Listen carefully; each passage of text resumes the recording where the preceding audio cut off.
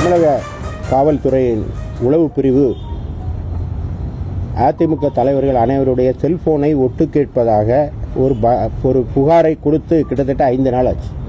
இன்னும் இதுவரை நடவடிக்கை எடுக்கல. அந்த ஒட்டு கேட்பு இன்னும் தொடருது. இது கான்ஸ்டியூஷனல் வயலேஷன் ஏற்கனவே சொல்லியிருக்கேன். Article 21, article 19(1)A. அதாவது நான் கௌரவமாக இந்தியாவில் வாழ்கிறதுக்கு எனது உரிமைகள் பாதிக்கப்படாமல் இருக்கணுங்கிறது ஒன்று. இன்னொன்று வந்து பேச்சுரிமை.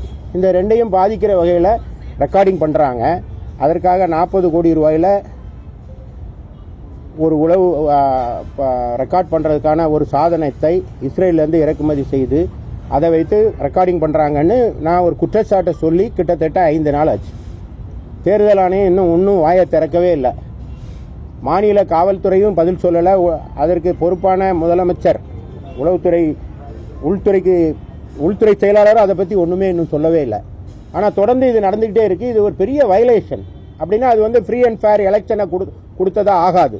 உதாரணமாக நாங்கள் ஒரு அரசியல் கட்சி, பிரதான எதிர்கட்சி, எங்களுக்கு ஒரு வியூகம் இருக்கும், தேர்தல் வியூகம்.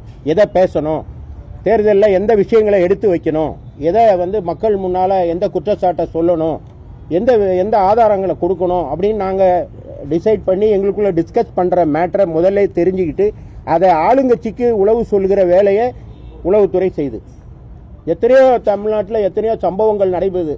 அதெல்லாம் கண்டுபிடிக்கிறதுக்கு உளவு அமைப்பை பயன்படுத்துறதுக்கு பதிலாக இன்டர்னல் செக்யூரிட்டி, எக்ஸ்டர்னல் செக்யூரிட்டி, போதைப்பொருள் நடமாட்டம், கேங்ஸ்டர்ஸு, ஆர்கனைஸ்டு கிரைமு, ரவுடிகள் நடமாட்டம், இதை பற்றியெல்லாம் அக்கறையே இல்லை தமிழ்நாடு போலீஸ்க்கு.